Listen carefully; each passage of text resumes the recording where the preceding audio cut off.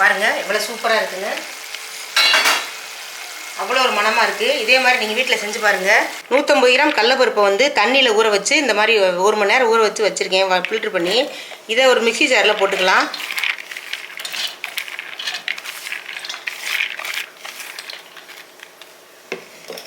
இப்போ இதில் வந்து கொஞ்சோண்டு சோம்பு போட்டுங்க. ஒரு அரை ஸ்பூன் சோம்பு போடுங்க. இதுக்கு தேவையான உப்பு போட்டு நம்ம மிக்ஸி ஜாரில் வந்து 1-2 பல்ஸில் போட்டு நம்ம சுற்றணும். சுற்றிட்டு வந்துடலாம். இப்போ பாருங்கள் எந்த அளவுக்கு அரைப்பட்டுருக்குன்னு. இந்த அளவுக்கு வந்து இப்படி இருக்கணும், திப்பி திப்பியாக. இப்போ அடுப்பில் வந்து ஒரு பாத்திரத்தில் எண்ணெய் ஊற்றி வச்சுருக்கேன். இப்போ நல்லா சூடாக இருக்குது. இதை வந்து என்ன பண்ணணுன்னா இப்படியே எடுத்து இப்படியே ஊற்றி விட்ருங்க.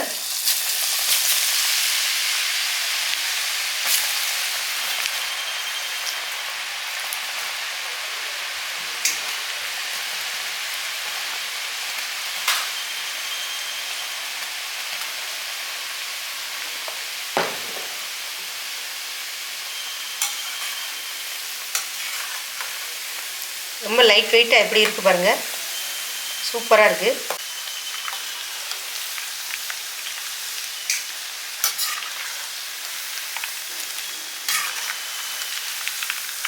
இப்போ இந்த அளவுக்கு வெந்தால் போதும், எடுத்துக்கலாம்.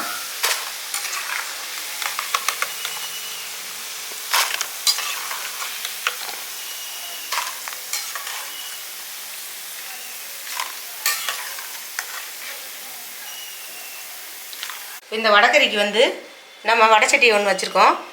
இப்போ ஒரு 3 ஸ்பூன் எண்ணெய் விட்டுக்கலாம். இப்போ அரை ஸ்பூன் சோம்பு போட்டுக்கலாம். 2 பட்டை, கருவேப்பிலை, ஒரு கைப்பிடி அளவு வெங்காயம், பெரிய வெங்காயம் போடுறேன்.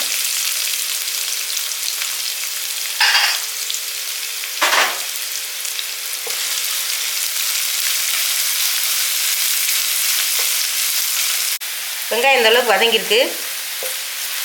இப்போ நம்ம ஒரு இஞ்சி பூண்டு பேஸ்ட்டு போட்டுக்கலாம். அதே நல்லா எண்ணெயிலே வதக்குங்க.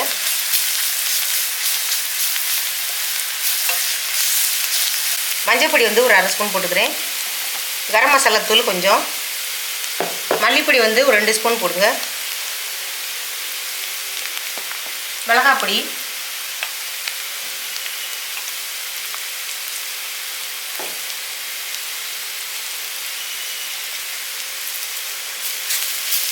இப்போ கொஞ்சம் தண்ணி ஊற்றிக்கலாம்.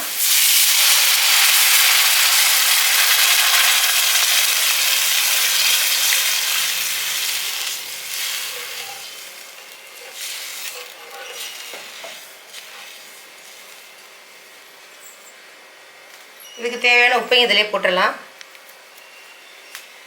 எல்லாமே சேர்ந்து நல்லா கொதி விடட்டும்.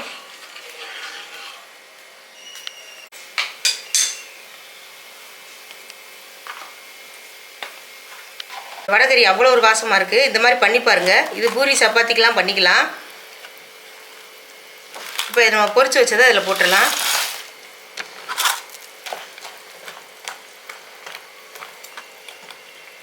கொஞ்சம் சிம்மிலே வைங்க, நல்லா கொதிக்கட்டும்.